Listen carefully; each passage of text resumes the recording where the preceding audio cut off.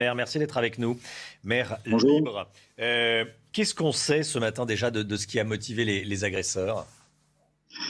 Écoutez, ce que l'on sait aujourd'hui, c'est que nous n'avons pas affaire à, contrairement à ce que vous évoquiez dans votre sujet, à une histoire de bande. On n'est absolument pas dans ce cadre-là. On est vraiment sur une expédition punitive, comme le disait votre journaliste, c'est-à-dire un règlement de compte à la suite d'incidents précédents qui date d'après a priori 2 ans.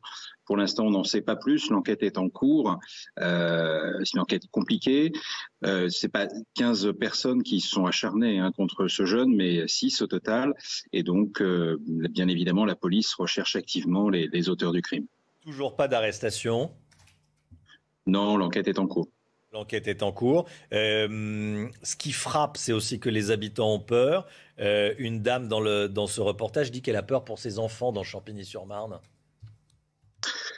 Oui, parce qu'on a déjà eu des incidents par le passé de la même nature et donc je comprends la crainte bien évidemment des habitants de la ville. C'est aussi la raison pour laquelle c'est une ville que j'ai repris moi il y a seulement même pas 2 ans et dans laquelle il n'y avait absolument pas de vidéoprotection. Donc on déploie de la vidéoprotection. Ça ne réglera pas tout bien évidemment, mais ça nous permettra par exemple de retrouver les auteurs de crimes comme celui-là. Et puis on sait qu'elle a quand même un rôle dissuasif, cette vidéoprotection.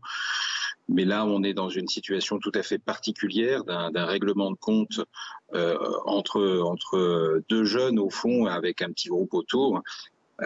Et au fond, ce qui choque beaucoup, c'est bien évidemment c'est les images et la violence des coups qui ont été portés, qui ne lui ont laissé aucune chance. Il est décédé dans les 10 minutes qui ont suivi. Et puis, on sent bien que c'est pas une tension liée au quartier. Vous savez, moi, ça fait plusieurs semaines qu'on organise des assises de la jeunesse dans tous les quartiers de la ville. Ça se passe bien et il n'y a pas de tension particulière actuellement dans la ville, mais il y a eu là quelque chose qui s'est déclaré d'un seul coup avec une expédition punitive tout à fait particulière. Oui, ce qui choque, c'est oui, la réalité de cette agression et un jeune homme de 20 ans qui décède dans les rues de Champigny-sur-Marne. Comment réagissent les habitants? Il y a cette habitante qui dit qu'elle a peur. Est-ce qu'on vous en parle beaucoup, j'imagine? Oui, on en parle bien évidemment et c'est la raison pour laquelle aussi je suis en train d'organiser le déploiement d'une police municipale. Il n'y en avait pas avant à Champigny. L'ancienne majorité se refusait à mettre en place une police municipale, de la vidéoprotection. Donc on essaye de mettre en place tous les outils. Ça se déploie au cours de cette année 2022 et puis début d'année prochaine aussi.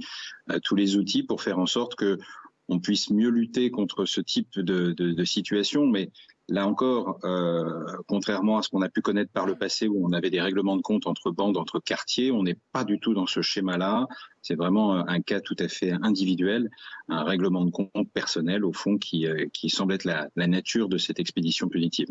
Merci, monsieur le maire. Laurent Jeanne, maire libre de Champigny-sur-Marne. Merci d'avoir été en direct avec nous ce matin.